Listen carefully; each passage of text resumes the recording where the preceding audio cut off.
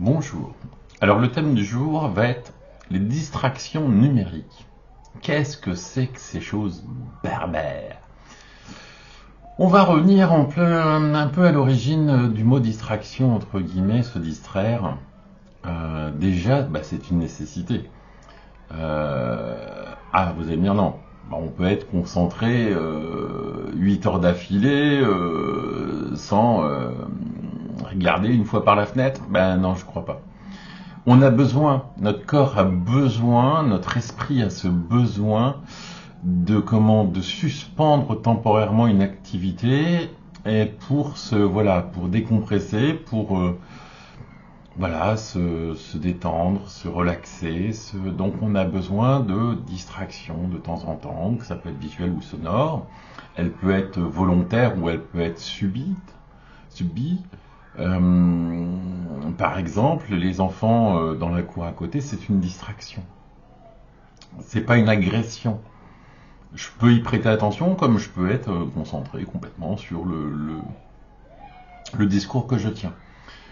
Mais les distractions, ce sont des phases plus ou moins longues, entre guillemets,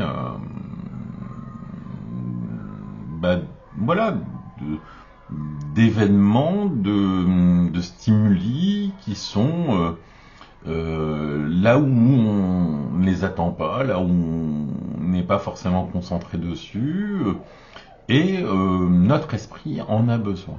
Voilà.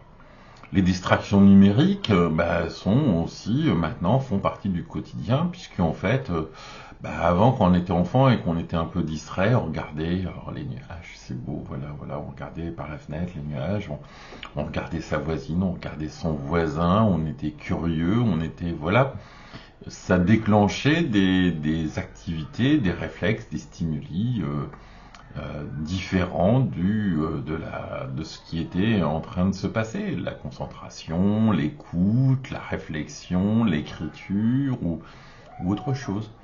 Donc numérique, pourquoi? Parce que maintenant tout est passé en numérique, quasiment, mais on peut encore lire un livre, mais voilà, est-ce que c'est une distraction ou est-ce que c'est un loisir? Où s'arrête la distraction? Où commence le loisir? La distraction numérique, c'est quoi? C'est ces petits moments où on est distrait parce qu'on a envie de regarder si on a reçu des SMS, est-ce qu'on a une vie sociale? Ou ça peut être, par exemple, je vais jouer 2 minutes, ça va me détendre. Voilà, tout est dit, ça va me détendre. Alors, oui ou non, des fois on se voile un peu la face, n'importe quoi.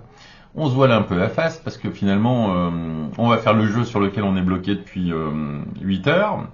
Et on va encore se stresser, mais entre guillemets, dans une activité qui nous fait généralement plaisir. On est distrait, les distractions numériques, ça peut être des fois des conditionnements. Par exemple, quand on travaille et puis qu'on est en travail de bureau, comme je le suis beaucoup, on navigue pour une question professionnelle. Par exemple, je vais sur un outil de gestion, je regarde machin, et puis d'un seul coup, pop, un petit courant d'air qui passe. Ouais, la météo ce soir, en fait. Quand je vais rentrer, est-ce que je vais me faire saucer? Est-ce que je pense à prendre le parapluie Voilà. Une petite distraction qui vient, qui passe par le cerveau, donc c'est une pensée, c'est une pensée qui est entre guillemets l'effet d'une cause ou d'un événement externe ou simplement notre cerveau qui nous dit voilà, t'es un peu trop concentré, hop, je vais te faire un petit peu, hop, ah oui, t'as vu, il y a une jolie fille qui vient de passer, ah oui, t'as été distrait, voilà. Est-ce un mal ou un bien? On a besoin de décompresser au fil de la journée, et le plus souvent, une distraction n'est que temporaire, c'est-à-dire on revient à sa tâche après. Donc les distractions numériques, on ne passe pas non plus 8 heures à jouer à tel jeu sur smartphone. Une fois par exemple, ça m'a fait faire plus ou moins rigoler. J'avais un collègue avec qui on jouait sur le même jeu, j'étais en train de travailler, il arrive, on discute, et puis à un moment je lui dis tiens, je vais te montrer 2 secondes. J'ouvre le jeu, tout machin, mais tout chouette. C'était un moment hors, hors boulot entre guillemets, ce petit moment de décompression entre guillemets, où je lui montrais, tiens, moi je fais ça, je fais ça, je fais ça, je fais ça, je fais ça, et voilà. Et point barre. Et puis ça s'est arrêté, puis je sais pas si on a continué ou si on est passé à autre chose ou voilà. Sauf qu'entre temps, mon chef est arrivé. Et il a regardé mes écrans, puis il a vu, ah ben non, ça je peux pas, hein. T'es pas payé pour jouer, hein. Ah non, non, non, mais là je montrais simplement un truc, ouais, non, mais non, vous pouvez pas, machin, mais du tout chouette. Ben en fait, il faudrait admettre, dire que si on en a besoin. Les fumeurs, alors c'est un manque, là, c'est une addiction, mais dans leur journée, ils ont besoin d'être distraits ou de compenser, entre guillemets, via leur addiction. Donc, est-ce que finalement, la distraction n'est-elle pas finalement une petite addiction, façon de parler? Est-ce qu'on pourrait faire un parallèle en se disant certaines distractions numériques sont finalement des addictions? Et dès ce moment-là, oh là, mon Dieu, une addiction. Ah non, mais tu peux pas rester collé à ton écran de téléphone 8 heures par jour au travail. Mais non, on ne l'est pas. Voilà. Parce que, en tout cas, je l'espère, hein, vos collègues, vos salariés, vos supérieurs ne sont pas collés 8 heures derrière un téléphone. Même moi, je ne le suis pas. Et pourtant, je bosse dans la téléphonie. Parce que, voilà, on a besoin d'autre chose. On parlait des loisirs, on a besoin de loisirs, on a besoin aussi de travailler et de se rendre utile. Après, il y a forcément des métiers moins intéressants que d'autres, je le reconnais, moins valorisants que d'autres, je le reconnais, moins passionnants que d'autres. Mais le plus souvent, on a quand même besoin de travailler. Et nous le faisons, et on s'accorde un petit moment de pause, une petite distraction, qu'elle soit numérique, c'est l'air du temps. Je pense que ça choquerait peut-être plus mon employeur si par exemple je sortais le jeu de cartes et je dis allez 2 minutes. Non mais tu fais quoi là? Je me distrais l'esprit parce que là je sature. Ça fait 6 heures que par exemple l'autre jour j'ai fait 6 heures de tâches chronophages et à un moment il y a besoin de savoir se poser et respirer, entre guillemets. Donc il y a, il y a forcément des échelles de distraction. Il y a la distraction qui prend un centième de seconde, par exemple, hop, un clignement d'œil, c'est une distraction. Mais non, un collègue qui vous dit bonjour, vous répondez bonjour, est-ce une distraction ou est-ce simplement, de la courtoisie, de la politesse, oui, mais ça reste une distraction. Vous étiez dans une tâche, vous avez été sorti de celle-ci, est-ce normal? Il faudrait vous enfermer à clé dans un bureau, interdire les mouches de voler, non, non, de temps en temps, il faut des distractions. Voilà, je vous dis, ça repose, ça détend, ça décompresse. Faut pas en abuser, c'est comme toute bonne chose, hein, faut pas en abuser. Et faut savoir aussi s'arrêter.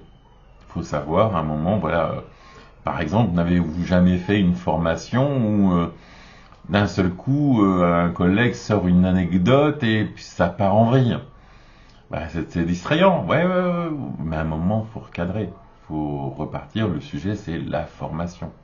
Mais même le formateur va revenir 10 minutes après sur une autre anecdote parce qu'il s'est rendu compte que finalement, l'anecdote a un point positif, c'est que ça fait rire tout le monde, ça décompresse et puis on repart. Donc c'est le même principe, ce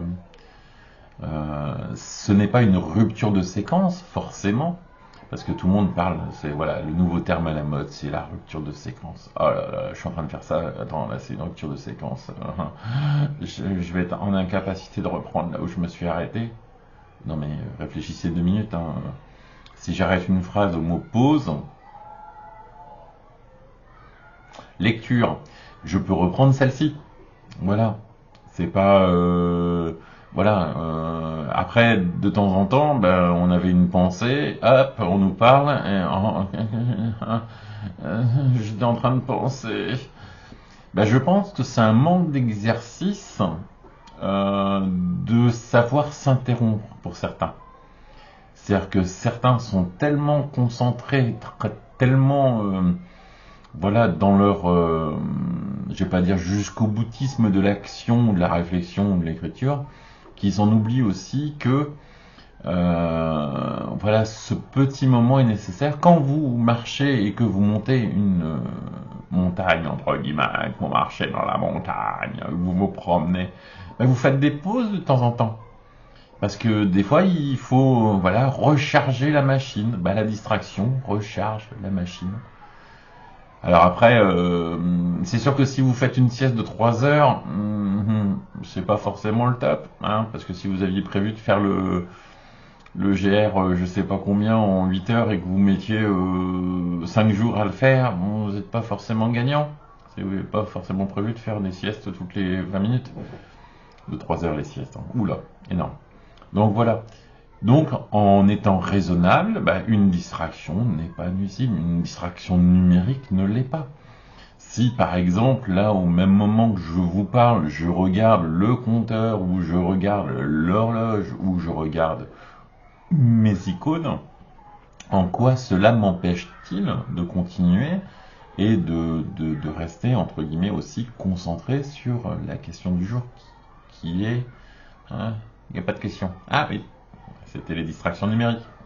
Voilà. Notre cerveau peut faire plusieurs choses en même temps. Et oui, certains vont être surpris. Non, un homme ne peut pas faire deux choses en même temps. Ben si, il peut respirer et parler en même temps. Ouais, ah non, en fait, on peut pas respirer et parler en même temps. Mais bon, ouais, c'était pour l'anecdote. Mais voilà, il peut respirer et se gratter la tête, ou il peut respirer, écrire, il peut respirer et penser, il peut... Voilà. Oui, essayez de parler en respirant. C'est pas facile. Voilà. Donc, non, on peut faire plusieurs choses. Donc, on peut être productif en étant partiellement distrait. Bah oui. Parce que la distraction peut aussi enclencher, comme, entre guillemets, bah, ça déconnecte un petit peu, voilà, ça permet peut-être de rebrancher 2-3 neurones en plus. Et là où on était vraiment parti à parler que distraction numérique, on peut rajouter le sujet, ah, musique. Eh ben oui, pourquoi la distraction numérique? La musique est maintenant numérique, donc est-ce que c'est de la distraction numérique? Voilà, on peut dévier, entre guillemets, on peut partir et on peut ajouter, entre guillemets, à la discussion ou au monologue d'autres idées. Donc, même la pensée, bah, si elle est ponctuellement distraite par un événement, peut être enrichie de celui-ci dans le fil de sa conversation. Voilà. C'est pas systématiquement purement mécanique de voilà, j'écris, je fais rien d'autre. Mais si vous écrivez, c'est que vous pensez.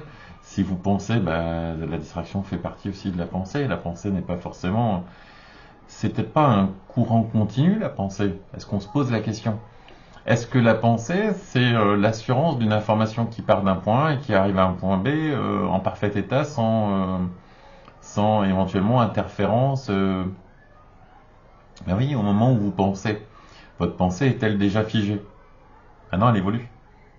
Parce que entre le moment où vous y pensez et le moment où, par exemple, elle sort de votre bouche, eh ben, elle s'est rallongée où elle a été, voilà, elle a été modifiée, où elle a été, voilà. J'ai pensé distraction numérique, et de deux mots, ma pensée est partie sur wow, un flux discontinu de mots, d'images, de sensations, de réflexions, voilà. Donc la distraction, je pense qu'on en a besoin. Voilà, il y a des choses, et toujours pareil, hein, modérément la distraction. Ah oui, par exemple, imaginons que je conçois un site et que j'écoute de la musique. Cette distraction, m'aide parce que je considère que je suis productif quand je suis dans un cadre détendu.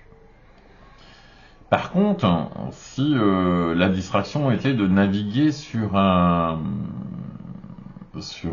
site, entre guillemets, je vais citer un réseau social, je vais pas m'arrêter de regarder parce que le principe c'est de regarder, puis de défiler, puis de voir à un moment, espérer voir une information pertinente, une image pertinente, voilà, quelque chose qui sort de l'ensemble. Donc la distraction, c'est plus paf, ça arrive, point barre. Voilà. Et le fait de naviguer, c'est plus une distraction, c'est que j'ai complètement perdu le fil de ce que je faisais et que je suis parti dans dans une autre action. Voilà. Parce que la durée n'est plus la même. La durée, voilà, c'est pour ça que je dis à un moment, la distraction peut devenir un loisir. Parce que, voilà, la distraction de chercher, par exemple, dans le catalogue classique, la Redoute, mon futur téléviseur, je vais regarder vite fait, puis je vais faire, ah, il est pas mal ce catalogue. Ah, je vais regarder les sous-vêtements féminins. Bizarre. Non, mais voilà. Et la distraction, je peux s'est transformée en loisir. Parce que, voilà, c'est sympa de regarder ça n'existe plus. D'accord, ok, excusez-moi. J'ai raté les 10 dernières années. Non, mais c'est un exemple. Voilà. Donc la distraction numérique, il y a du bon. Quand c'est temporaire, je vous dis, ça décompresse. Et puis il y a du moins bon, c'est quand elle se transforme ou quand elle prend elle surpasse entre guillemets l'action qu'on était en train de faire. Donc je vais repartir sur bon, allez, on va faire une petite aparté. J'emmerde ma collègue un petit peu gentiment pour qu'elle me trouve un thème. Donc son thème, pour moi, était bien lancé, le pic, hein, entre guillemets. L'ordre et le désordre. Est-ce que je peux parler 40 minutes sur l'ordre et le désordre? Je pense que là, il y a déjà un déséquilibre. Je risque de parler plus longtemps du désordre que de l'ordre. Mais non, mais on peut parler de l'ordre et du désordre. Donc, par exemple, l'ordre, on en a besoin. Eh oui. Ah oui, l'ordre est nécessaire. Bah oui, pourquoi? Par exemple, dans le dictionnaire, l'ordre permet de gagner du temps à chercher son mot. Imaginez le con qui aurait mélangé tous les mots dans le dictionnaire. Eh chérie, cherche le mot alphabet. Commence par la fin parce que la dernière fois, mon mot il était à la fin. Maintenant, il y a besoin d'ordre. Eh oui, on les classe dans l'ordre alphabétique. Pourquoi? C'est plus facile à retrouver. L'ordre existe dans plein de professions, dans plein de systèmes de fonctionnement, dans votre rangement de vaisselle, souvent vous mettez les fourchettes d'un côté, les couteaux de l'autre, les cuillères de l'autre, machin mais chouette. Et oui, l'ordre, on en a besoin pour des fois s'y retrouver, entre guillemets. Chérie, la facture du mois de janvier pour les fenêtres, tu l'as posée où?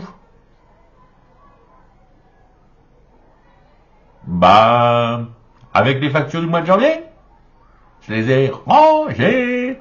Eh oui. Non, je les ai mis dans le carton. Tu sais, là, les factures de moins de 10 ans, c'est moins pratique. C'est beaucoup moins pratique. Donc oui, il faut de l'ordre. De l'ordre parce que, justement, c'est toujours dans le système, quand on cherche, quand c'est rangé, on trouve plus facilement. Ou voilà, voilà, je vais pas aller plus loin sur l'ordre parce que je pense que vous avez compris le principe, mais voilà, l'ordre c'est d'un côté, voilà, plus simple. Mais alors le désordre, c'est le bordel. Imaginez, hein, comme je vous ai dit, le dictionnaire avec les mots mélangés dans tous les sens. Oui. Finalement, c'est pas pratique, hein, le désordre. Ah, mais je vais vous citer un exemple que si, c'est pratique le désordre. Bah oui, quand vous écoutez de la musique, vous écoutez pas les morceaux dans l'ordre. Réfléchissez. Est-ce que vous avez écouté les premiers chanteurs qui commencent par A? Imaginez si tous les jours fallait recommencer tous les albums qui commencent par A. Bon, ça tombe bien, j'aime bien Aldebert. Mais je suis pas prêt d'écouter Zazie, hein. Eh ben oui, pensez-y. Par exemple, dans votre penderie, là, vos vêtements sont rangés dans quel ordre? Du plus blanc au plus noir? Ben non, vous avez mis toutes les chemises les unes à côté des autres. Et vous les avez pas forcément classées par ordre. Parce que vous en foutez, vous n'allez pas faire la semaine, entre guillemets. Je commence blanc au début de semaine, je finis noir en fin de semaine, et puis je fais un arc-en-ciel de couleurs. Je respecte les couleurs de l'arc-en-ciel, c'est-à-dire je ne mets jamais, jamais, mon Dieu, jamais telle couleur avant telle autre. Ben non, c'est dans le désordre, entre guillemets. Bon après, quand vous étendez votre linge, généralement vous mélangez peut-être pas forcément les chaussettes avec les sous-vêtements, les slips. Vous mettez tous les slips, bon, bah, sur un étage, et puis vous mettez toutes les chaussettes sur un autre étage. Donc là, il y a de l'ordre. Mais des fois, il y a du désordre. Les pâtes, quand vous les mettez dans la casserole, vous les triez pas dans l'ordre. Oh merde, celle-là, elle est un peu plus grande, elle va cuire moins vite, il faut que je la mette en première. Non, vous les mettez, vous les jetez en désordre. Les riz, vous les triez pas, hein. Voilà, vous allez me dire, ça serait complètement stupide. Bah oui, ça serait complètement stupide. Du désordre, il y en a. Voilà. Du désordre dans le jardin. L'herbe. Hein. Imaginez s'il fallait trier tous les. Alors, celle-là, elle tourne un peu à gauche. Alors, faut que je la déplace, faut que je la mette là-bas. Non, mais voilà. Alors, vous allez dire, il est complètement fêlé. Ben oui, mais le désordre fait partie aussi de la vie. C'est-à-dire que. Alors, vous allez dire, oui, les monomaniaques, les maniaques, les bimaniaques, les trimaniaques, les. Non, je déconne, mais les gens maniaques, bah, tant mieux, ils sont maniaques. Bah, c'est une maladie. Maniaque, c'est une maladie. Et ça se soigne en devenant bordélique. Non, je déconne. Mais voilà, il y a des choses qu'on n'a pas besoin de trier. Voilà. Est-ce que, bon, déjà, vous triez vos déchets, j'espère, c'est bien. Vous mettez les cartons et les plastiques dans un sac et vous mettez les autres ordures dans la poubelle normale. Mais est-ce que les cartons et les plastiques, vous les triez d'un côté les cartons, de l'autre côté les plastiques? Et puis attention, les cartons, je les trie par taille. Puis les plastiques, je les trie par couleur. Ben non, vous les mettez en vrac dans le sac. Généralement, ou dans la poubelle. Vous les triez pas. Il n'y a pas besoin d'avoir de l'ordre dans cette opération. Voilà, donc le désordre, bah, vous êtes comme moi, vous êtes un tantinet un peu bordélique hein, quand vous mettez vos déchets à la poubelle. Bah oui, pourquoi vous les triez pas? Hein? Pourquoi vous mettez pas les petits pots dans les grands et pourquoi vous... Ah bah oui, dans le frigidaire, il y a des gens qui trient. Ah bah oui, il faut mettre tel aliment à tel endroit, tel aliment à tel endroit, tel aliment à tel endroit, telle couleur ici, tel machin, mais des trucs chouettes. Ils vendent même des trucs pour trier. Ouais, bah oui, mais bon... vos poivres, vos épices, oui, ils ont fait des couleurs, c'est cool, vous les triez comment? Posez-vous les questions. Vous les mélangez ou vous les triez par ordre de l'arc-en-ciel ou vous les triez par ordre alphanumérique ou vous les triez... Non, généralement vous les mettez au même endroit, ce qui est logique. Donc, vous rangez un petit peu quand même, mais vous êtes un petit peu désorganisé parce que le poivre et le sel, c'est pas la même chose. Et la ciboulette, on la met où? Entre le poivre et le sel ou après le sel? Ou est-ce qu'on la met avant le poivre? Voilà, donc des fois, bah, il y a de l'ordre entre guillemets stupide et il y a du désordre complètement stupide.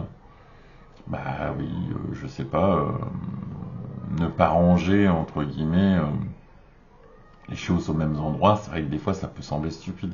Bah on gagne du temps. Voilà, quand on est bordélique, on se pose pas de questions. On sait que moi des fois, par exemple, il y a des documents. Si je les pose là, c'est que j'en ai pas vraiment l'utilité. Donc, les trier, ça me sert à quoi finalement, puisque je vais les jeter? Hein, on se pose la question. Posez-vous la question. Finalement, quand vous jetez, vous triez pas. Voilà, vous jetez. Voilà. bah, c'est du désordre. Voilà. Donc, il y a les deux. Il y a les deux, voilà, il faut les deux, il faut un juste milieu. C'est comme dans tout, il faut du blanc, il faut du noir, il faut de la couleur, il faut des hommes, il faut des femmes, il faut des grands, il faut des petits, il faut des, il faut des idiots, il faut des intellectuels, il faut des artistes, il faut des médecins, il faut de tout, tout, tout, tout, tout. Donc l'ordre et le désordre en font partie. Les deux existent. Je dirais c'est l'équilibre. C'est l'équilibre même, pas l'ordre et le désordre, mais c'est la symbolique. C'est l'équilibre même de la société. Si tout était ordonné, classé, archivé de la même façon, nous serions tous identiques, nous ferions tous la même chose, nous consommerions tous la même chose. Et voilà. Donc finalement, cette petite part, pas d'aléatoire, mais cette petite part de désordre, entre guillemets, est-ce qu'à la maternité on trie les bébés? Je me pose la question, est-ce qu'on trie les bébés par ordre alphabétique, par date de naissance, par couleur de peau? Posons-nous la question. Les médicaments dans les boîtes à médicaments, ils sont triés? C'est les mêmes. Ok. Donc, voilà, posez-vous des fois des questions. Voilà, quand je double les voitures, je les double dans un certain ordre. Bah ouais, de la plus proche à la plus éloignée. Je finis toujours par doubler la plus éloignée, pas la plus proche. Je suis en dernier, c'est la plus proche que je double en premier. Je sais pas. Voilà, bon, c'est bizarre. Je suis bizarre. Voilà. Mais bah, l'ordre et le désordre, il y a du bon dans tout. Il y a du bon chez tout le monde. Voilà. Personne n'est foncièrement 100% mauvais. Personne n'est foncièrement 100% neutre. Personne n'est foncièrement 100% bon. Voilà. Il y a un petit déséquilibre, et même un gros déséquilibre, ou même tout simplement un équilibre. Voilà. Alors, vous allez me dire, oui, on n'a pas de chance, moi je suis gaucher. Hein. Il y a quoi, 10% de gauchers, je vois? Je sais pas. Pas de bol, ça. Pas de bol. Mais voilà. L'ordre, il y en a besoin quand même. Voilà. Après, réfléchissez. Les caisses dans les grandes surfaces, il y a un ordre, entre guillemets. Alors, ceux qui ont 6 ans, ils passent à la première. Ceux qui ont 8 ans, ils passent à la deuxième. Ceux qui ont 10 ans, ils passent à la troisième. Non, vous allez à la caisse que vous voulez par rapport à l'affluence qu'il y a. Voilà. Donc c'est un peu du désordre, hein, parce que finalement, pourquoi vous allez là, hein? Non, je sais pas. Bon, bref, autre petit thème, parce que 27 minutes et 58 secondes, on va essayer de trouver un petit thème pour finir cette vidéo. Donc, affichez-moi un thème de tous les jours, sans vous répéter, s'il vous plaît. Qu'est-ce que c'est aujourd'hui? La santé, le bien-être et les activités physiques. Ah, les activités physiques. Mes deux médecins, deux de mes médecins, j'en ai d'autres. Ouais. J'ai une psychiatre aussi qui me suit. Mon petit Maxime, ça serait bien que vous pratiquiez une activité physique. Alors, je vous rassure tout de suite, hein, je n'ai pas pratiqué pendant des heures, hein, j'ai juste coupé un petit peu de bois, double tendinite. Hein. Bah oui, parce que je suis passé de rien tout d'un coup, j'ai pas su être progressif, j'aurais peut-être dû couper qu'une brindille au début. Voilà, j'ai eu une activité physique à 50 ans, voilà, j'en ai peut-être pas eu avant. Si j'en ai eu avant, je pratiquais la natation. Donc voilà. Mais non, mais voilà, l'activité physique, le bien et le moins bien d'une activité physique, il faut savoir doser. C'est comme tout, il en faut, mais pas forcément trop. Il faut équilibrer. Voilà, une activité physique, c'est nécessaire à l'organisme. C'est-à-dire que simplement le fait de marcher, c'est une activité physique qui évite que les membres, entre guillemets, voilà, ça évite bien les soucis. Il faut faire fonctionner la petite pile qui est au milieu de votre buste, hein, qui vous permet de vivre. Il faut la faire tourner la machine, hein, sinon elle sert à rien, et si vous servez à rien, bah, tirez-vous une balle, hein, façon de parler. Non, je exagère, mais voilà. La machine, faut pas être, faut savoir bouger, faut savoir. Alors il y a simplement, on peut marcher, et puis il y a d'autres activités physiques, faire du vélo, faire du sport, je sais pas, faire du jardinage. Il y a plein d'activités physiques. Je les connais pas parce que je les pratique pas, hein, je vous le dis tout de suite, hein. Je suis plutôt. Non, mais je marche par exemple. Je fais à peu près mes 5 kilomètres par jour, en plusieurs fois. En 5 000 fois un mètre, en fait. Ouais, ouais. Je mesure un mètre et puis je dis, ouf, fatigué, là. Je ferai le mètre pour revenir dans une heure. Non, je fais 5 km à peu près pour me rendre au travail. À pied, et oui.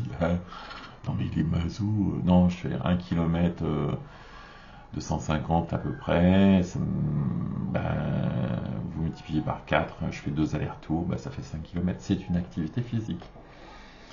Je la ferai pas, je serai certainement plus gros que je ne le suis. J'aurai peut-être plus de soucis de santé que je n'en ai. Voilà, c'est une activité physique. Ce week-end, j'ai travaillé un peu dans mon jardin. Hmm. J'espère que personne de ma famille voit cette vidéo parce qu'ils vont être choqués. Il a fait du jardin. Mon Dieu, qu'est-ce qui se passe dans sa vie? Non mais voilà, une activité physique, vous en faites sans vous en rendre compte. Quand vous déchargez vos courses, vous faites une activité physique. Eh ben oui, hein, ça se porte pas tout seul les courses. Ben, vous faites des activités physiques quasiment à chaque moment de votre vie. Voilà, à plus ou moins à grande échelle. Lever un verre d'eau, ben, c'est une petite activité physique. Lever un verre de bière, c'est une belle activité physique. Ça fait un mois que je bois pas. Mais bon, voilà. Non, mais voilà, une activité physique, bah, c'est bon pour la santé, mais comme tout, eh oui, on peut être drogué au sport, ça existe, hein. Ouais, des gens qui sont malades et qui sont intenables quand ils n'ont pas fait leurs 4 heures de sport journalier. Et oui, et puis parce que ça déséquilibre la vie familiale et parce qu'ils passent leur temps à aller faire leur sport de leur côté, ils en oublient leurs enfants, leurs femmes, et un jour le courrier arrive, divorce. Et oui, c'est arrivé, j'ai un copain qui faisait un peu trop de sport. Voilà. Il n'a pas changé. Mais par contre, il vit seul. Voilà. Mais non, mais voilà, il faut savoir toujours équilibrer les choses. Que ça soit l'activité physique, que ça soit les loisirs, que ça soit tout. La santé et le bien-être, bah, c'est nécessaire, mais on choisit pas. Voilà, il y a le destin qui fait que bah, il y a des gens, ils ont rien demandé à personne et puis ils ont un cancer. Et c'est pas des fois dû à une mauvaise hygiène de vie ou voilà une culpabilité quelconque, hein. C'est pas de chance. Voilà. Des fois, on caricature entre guillemets des maladies, hein. Ah bah lui, c'est normal, de toute façon, il était con. C'est normal qu'il. Voilà, bah oui. Ou par exemple, il fait de l'apnée du sommeil, t'as vu comme il est gros, hein? C'est un peu normal. Eh ben non. Mais non, il y a des gens qui ont un physique quasiment irréprochable qui font aussi de l'apnée du sommeil. Alors, forcément, comme c'est un problème plus ou moins physique, on va dire que c'est pas irréprochable. Mais voilà, non, non, voilà, la santé, c'est ce que je souhaite à tout le monde. Voilà, je ne souhaite pas voir mon voisin se casser une patte. C'est pas le but. Voilà, je vois pas l'intérêt. Bon, après, ça fait fonctionner tout le milieu médical, les kinés, les prothésistes, ou bah, simplement là, si se casse une patte, bon, le plâtre, hein. Voilà, bon, ça fait marcher le commerce, hein. La santé fait marcher le commerce, mais elle coûte cher aussi, hein. Mais bon, c'est mieux quand on l'a. Voilà.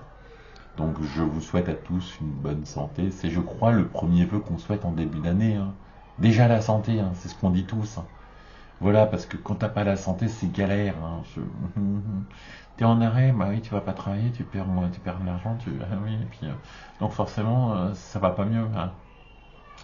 Bah, quand tu as la santé, bah, tu peux faire ce que tu aimes, les loisirs. Alors vous allez me dire, oui, mais si t'as pas l'argent, alors on peut rentrer sur ce débat, hein. L'argent fait pas le bonheur, je vous le dis tout de suite. Il y contribue, comme disent certains, mais ça fait pas le bonheur. Moi, pour 1 euro, je peux pratiquer un loisir pendant 8 heures. Pour 1 euro. Ah, mais c'est quoi ton loisir? La lecture. Eh oui, bah oui, hein.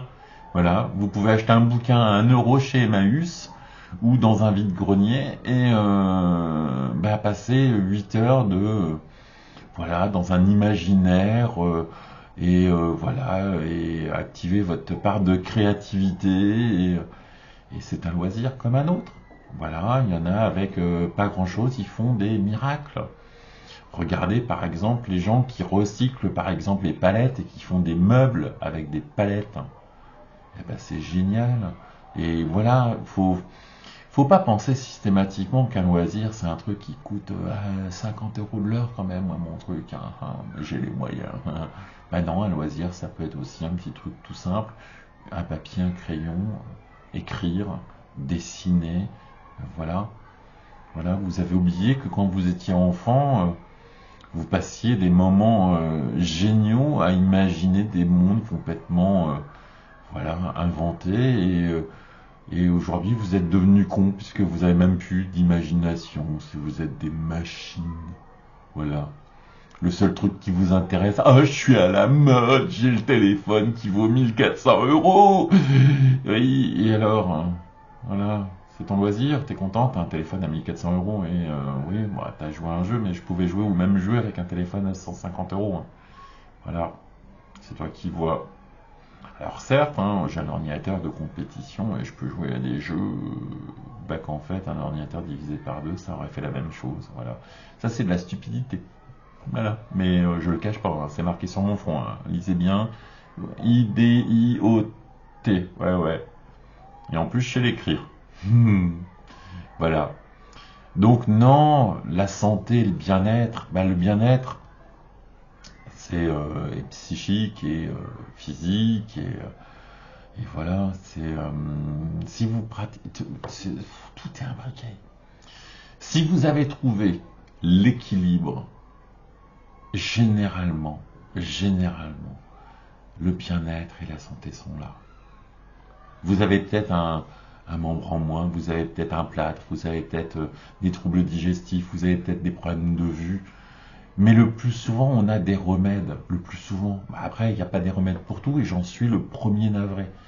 Si je pouvais donner, par exemple, toute ma vie pour simplement guérir le cancer, je crois que je serais celui qui le ferait.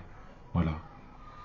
Parce que oui, ça améliorerait énormément la vie des gens et ça, voilà, ça rétablirait un équilibre entre guillemets. Bah oui. Donc, bah, le bien-être, c'est ça, c'est de savoir entre guillemets, d'avoir mis, voilà, je vais pas dire que être enjoué c'est nuisible, non, pas du tout. Mais un équilibre dans votre vie, c'est ne pas être dépressif et ne pas être euphorique. C'est d'être normal, c'est d'avoir une vie, je vous dis pas standard, je vous dis c'est d'avoir une vie, point barre, avec ses hauts, ses bas. La vie n'est pas faite que de haut, hein. Elle est faite de bas aussi, hein, je vous rappelle, hein. Vous n'avez pas tout le temps eu... j'ai tout le temps eu 20. Ah oui. J'ai jamais eu une épreuve en dessous de 20. Bah pourquoi j'ai pas passé? Je dois avoir un QI de 20. Fait ouais, c'est ça l'explication. Non mais voilà, vous avez jamais eu 20 tout le temps. Vous avez eu des hauts, vous avez eu des bas. Il y a des matins où vous vous levez, ça va pas. Il y a des matins où vous vous levez, vous pétez la forme. Voilà. Il y a des jours il fait beau, il y a des jours il fait moins beau. Bah, il y a un équilibre. Hein. Et quand la nuit arrive, hein, il fait pas nuit pendant 105 ans. Hein. Et après le jour revient. Bah, c'est un peu pareil pour le moral, c'est un peu pareil pour la santé, c'est un peu pareil pour le bien-être. Mais quand vous avez trouvé l'équilibre hein, et que vous avez trouvé votre vitesse de croisière, entre guillemets, bah, ça se passe bien généralement.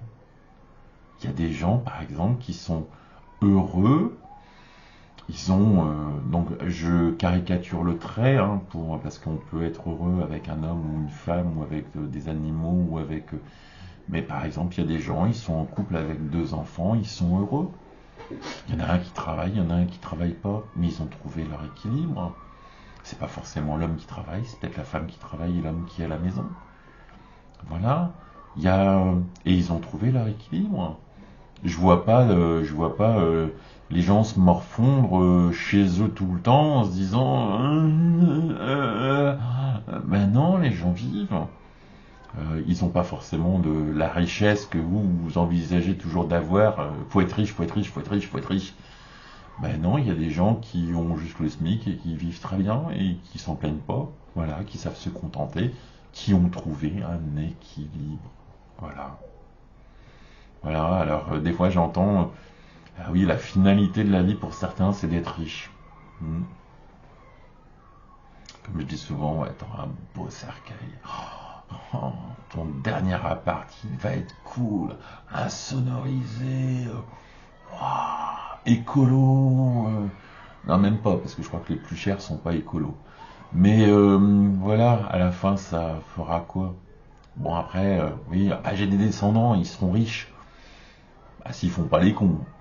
Et puis, les petits-enfants, ils seront riches. Ouais, bah, c'est pareil. Si tes enfants font pas les cons, tes petits-enfants auront peut-être de la chance. Mais ça apporte quoi? Voilà. Moi, je sais me distraire avec un bouquin et 1 euro. Voilà. Est-ce que vous arrivez à le faire? Honnêtement. Voilà. Est-ce que vous vivez pas non plus? Moi, j'ai vécu au-dessus de mes moyens dossier de surendettement. Je vous rappelle, si vous avez suivi les autres vidéos, j'en parle. Hein, voilà, bah forcément, puisque si j'ai dépensé plus que ce que j'avais un déséquilibre, bah, je l'ai payé un jour. C'était le contraire. Je devais vivre avec beaucoup moins. Et en fait, je me suis rendu compte bah, que c'était pas impossible, puisque je suis devant vous. Eh oui. Voilà, on peut des fois. Des fois, posez-vous la question quand vous achetez quelque chose. Est-ce que j'en ai vraiment l'utilité? Voilà. Est-ce que c'est pas un gadget? Ce téléphone à 1 400 euros, est-ce que j'en ai vraiment besoin?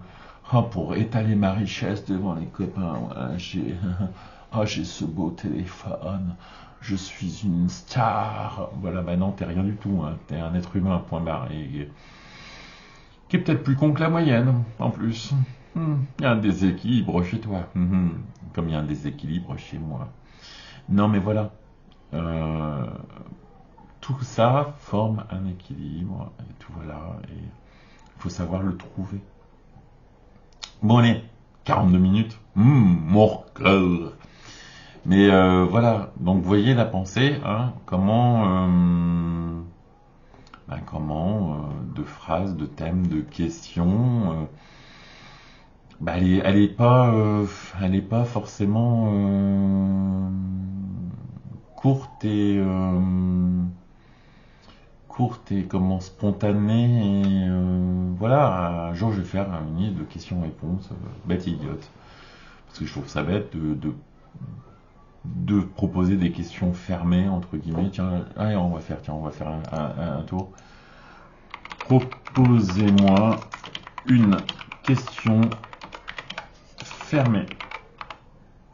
Voilà. Et la question fermée, et bah, il arrive même pas à m'en trouver parce que avez-vous déjà voyagé à l'étranger? Oui. Au revoir.